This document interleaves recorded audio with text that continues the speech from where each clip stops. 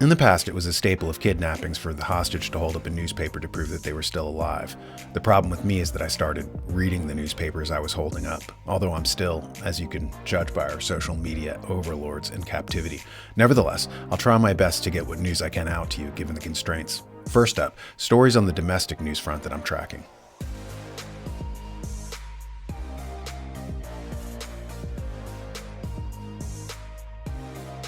Fox News is reporting that U.S. national debt tops $34 trillion for the first time in history.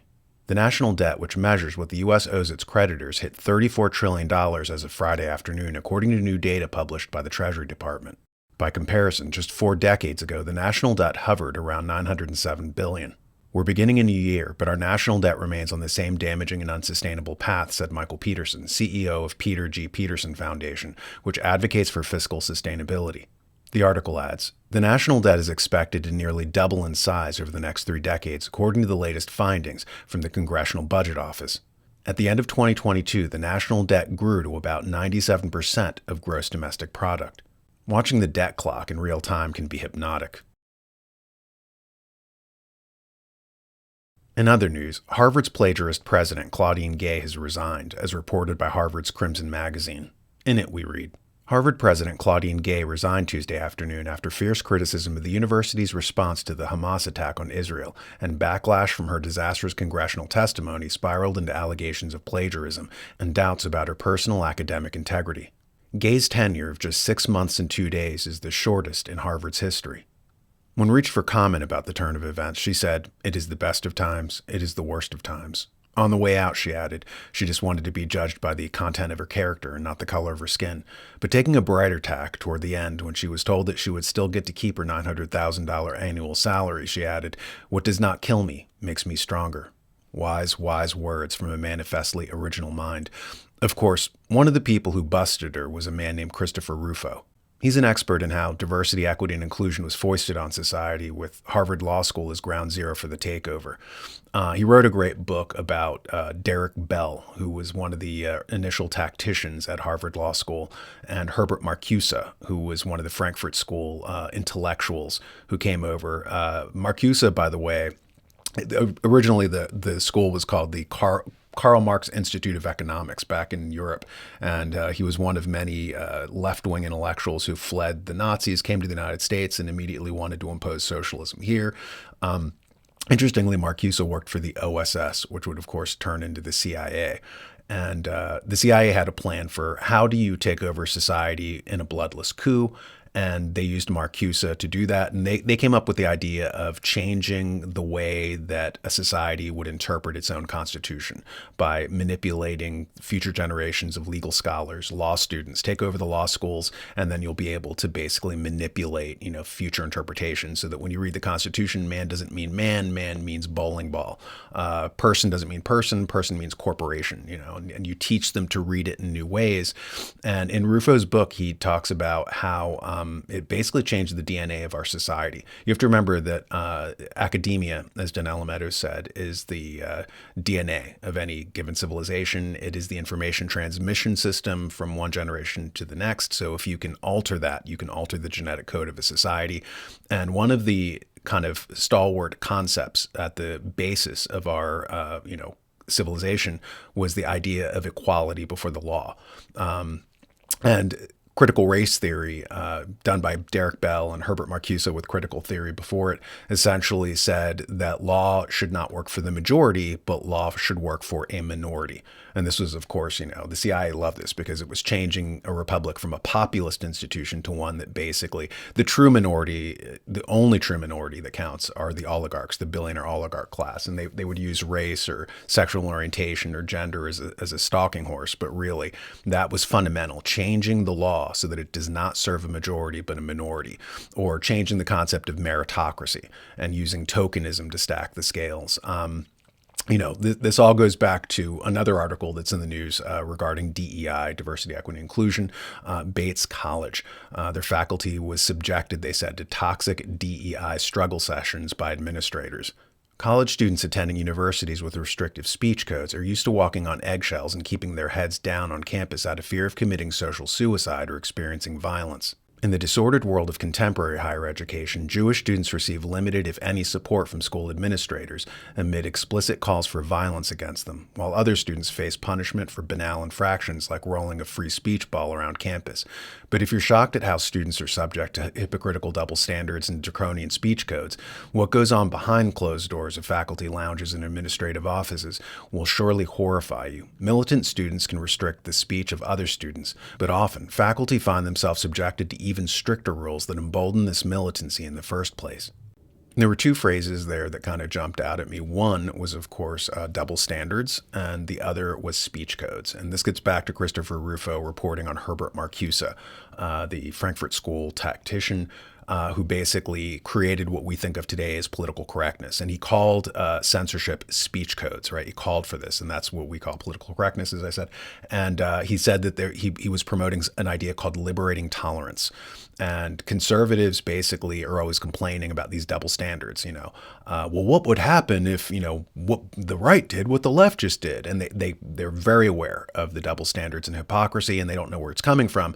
There's a phrase for it, as I said, liberating tolerance. That was Marcuse's phrase, where we will tolerate views that will collapse the society. We will not tolerate views that will sustain the society, that will preserve the posterity of the civilization. So, you will not tolerate George Washington or the Constitution. That will be shatterbanned. But they will boost in the algorithms, precepts and concepts that destroy the civilization. And it's a pity that that's happening, but we're seeing more and more of this on the domestic front. But luckily, we have international news.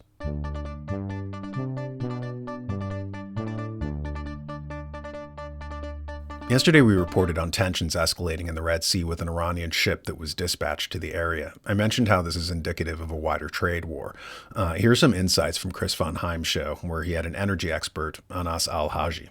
The development in the Red Sea and the Suez Canal, because it's been quite a story so far at the end of 2023. What's your overall perspective, and how did we even get here?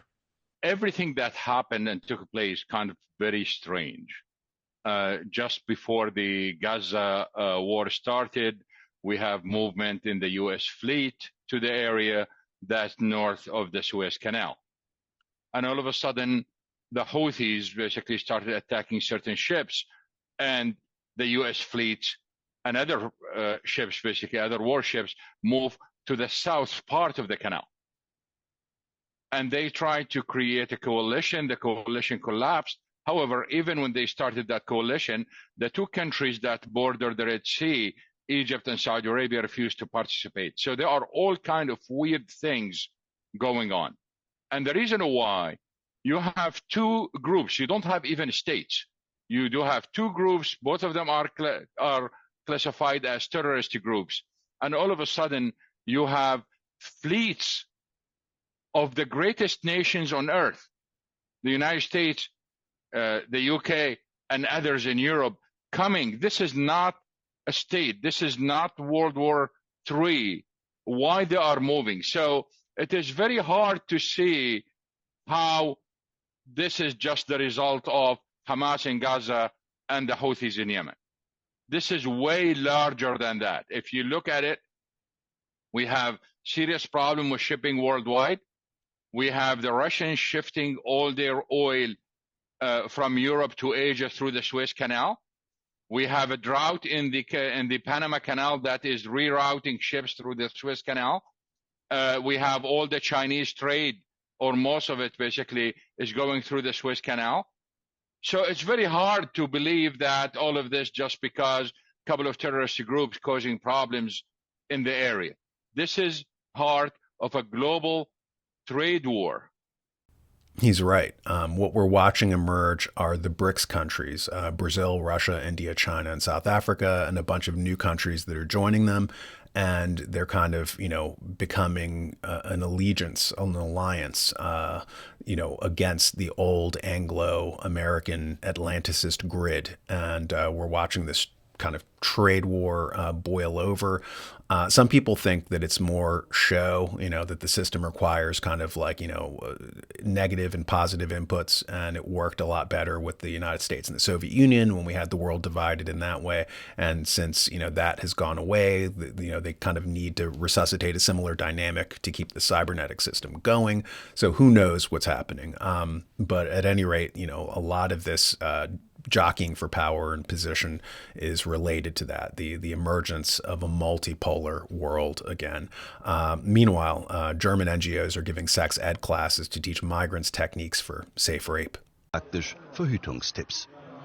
Das Ganze wird dann hier oben angesetzt und da es halt mit so einer glitschigen Form kommt, ist es sehr leicht, wenn man es einfach rüberzieht, also ganz leicht runterziehen. Das Ganze ist dann fertig und ihr seid dann startbereit und zum Entfernen natürlich dann auch vorsichtig wieder. In totally unrelated news, the Daily Mirror in the UK recently released a map of the world's most unsafe countries. Good thing they're pumping the very people who made those countries unsafe into the West. Comedian Ricky Gervais recently weighed in on the topic. I am woke now, and I can prove it. Here you go. I love illegal immigrants. Yeah, sue me now. Sometimes I go down to Dover for the day, right? And I look out, right? I look for a boat, and I see a dinghy with about 60 of them, and I go over here, like, right? And I pull them into shore, and I go, women and children first. They go, there are no women and children. Just you lads, is it? Just come on, lads. Come on, lads. Someone had a meme that said 2,200 immigrants arrived in Munich. No women, no children. Apparently only men flee war zones. And they're right. These are not refugees. Historically normal refugee flows were all women and children with a smattering of old people, as you can see from these World War II pictures. In our own country, the regime has left the border open to flood the country with military-aged young men for some reason. It's been estimated that since Biden took office, more people have flooded in illegally than the combined total of 15 U.S. states, and it's only getting more exaggerated. But of course, Europe's getting it too. Of course, not every country hates its own citizens and is using foreign mercenary armies against them. Hungary, for one, gives bonuses and tax breaks to their citizens for having children. South Korea does too, as can be seen in this article. South Korea boosts childbirth bonuses and housing subsidies to battle baby bust. In it, we read, South Korea on Sunday announced more aggressive measures to stave off the worst population crisis in the world, boosting child care subsidies into a monthly salary for parents and raising the already sizable cash bonus for childbirth, plus more paid family leave and subsidized mortgages for the parents of newborn children. The basket of increased subsidies for 2024 rolled out by the Ministry of Health and Welfare on Sunday sought to address every one of the factors cited by demographic experts for South Korea's cratering fertility rate.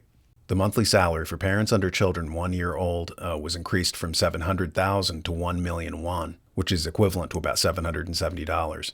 Families with children between 1 and 2 years old will now receive 500,000 won per month, up from 350,000. In other news, the World Economic Forum says that their upcoming 2024 meeting will be all about fostering trust in populations who wonder why they're being encouraged not to breed in the first place and being flooded with mercenary hordes. In the article we read, at the World Economic Forum annual conclave of globalist elites in Davos, Switzerland later this month, organizers say one word is going to be central to the event: trust. The WEF has released a partial outline of just what is on the agenda at its monthly closed-door 54th annual meeting. It says it will provide a crucial space to focus on the fundamental principles of driving trust, including transparency, consistency, and accountability. The introduction goes on to detail that government officials from all over the world will be there alongside other unelected representatives from groups interested in shaping the world of tomorrow. Well, one of the things they should work on in shaping the world of tomorrow is to quit their propaganda about how people shouldn't breed in the West and how we need, mountainous tons of the developing world, agrarian populations to flood in and displace the populations here. I think it's weird that they do that and have done that for decades, but that leads us into News of the Weird.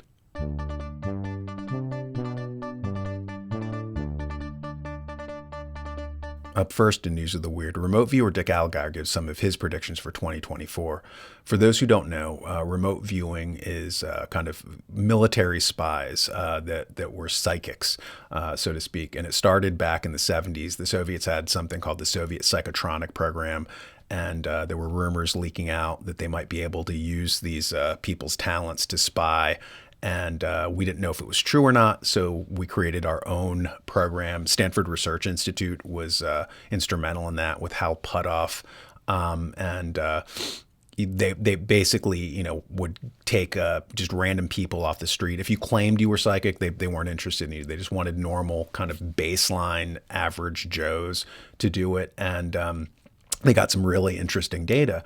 And it caught fire essentially when the CIA was worried about this downed Soviet plane. They were trying to find it. Nobody could find this downed plane because of the canopy in Africa where it went down. The satellites couldn't spot it, and they created a radius of where it must be using mathematicians and science and everything. And they couldn't find the plane. It was driving them crazy. They wanted the codes that were on the plane. The Soviets didn't want the CIA to find the secret codes on the plane, so everybody was converging, trying to find this plane. They couldn't find it. Finally, in desperation, the CIA goes to Stanford Research Institute and they ask the remote viewers there if they could possibly look for the plane. And remote viewing is interesting. It works on the premise of coordinates, right? Like the viewer is not allowed to know what the target is, or else imagination might color their data.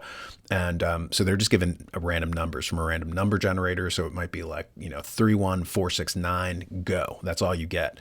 And so they had two different viewers. One was on the East Coast and one was on the West Coast in California. And both viewers saw a downed plane. They didn't know each other, never talked, never communicated, but they both independently saw a downed plane. They saw Uganda. They said it was in a bend by the river, and the river was colored red because of the clay in it. And so they got this data. They circled a map of Africa of where they thought it might be. The CIA said that that's like, miles outside of the radius and it couldn't possibly be there. But then they essentially divert the search crews and they find the plane exactly where it was. There was a bend in the river with red water because of the clay. Everything matched up. And after that, they started funding it. And so basically Dick Allgeier is one of those. He has a remote viewing group, and he has some insights, as I said, of 2024. Migration. Migration is at record levels. You will not see it stop. I was told 7 years ago by someone with knowledge of the matter that the goal, the plan, was going to be to bring in 100 million new migrants to fundamentally change America. And at that point, 7 years ago, I said, 100 million, that's not, we won't put up with that. That won't happen. We're now a third of the way there, at least a third of the way there. So if you look at these wonderful new migrants, you can see that most of them are fighting age men. The goal is to bring in 100 million of them. Nothing is going to stop that. They talk about immigration reform. They talk about, let's have some talk. Let's go to the border and take a look. Let's get something through Congress. Nothing is going to change it. Nothing is going to stop it. They're bringing in 100 million, and it's going to fundamentally change America to bring down the United States to go to a new form of governance for the human race. Whew, that's a mouthful. Pretty grim stuff.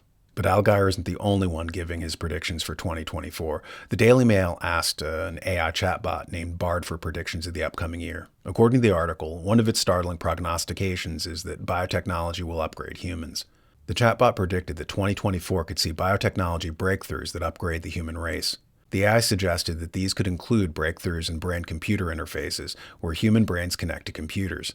Elon Musk's Neuralink is set to test such technology in volunteers in the coming year.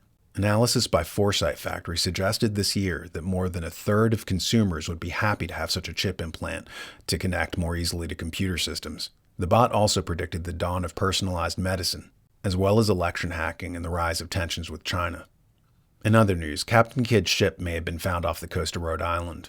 Residents of New England and those with British ties are once again in a scuffle. This time, the debate continues over whether a shipwreck found off the coast of Rhode Island is really the HMS Endeavour or Lord Sandwich, as it was eventually renamed, a retrofitted coal ship made famous by Captain James Cook during his 1760s explorations. The ship in question had been known as RI 2394 since it was discovered. That's interesting, the possibility that we are being revisited by the ghosts of the past, which brings us to our next section, which is unfortunately obituaries.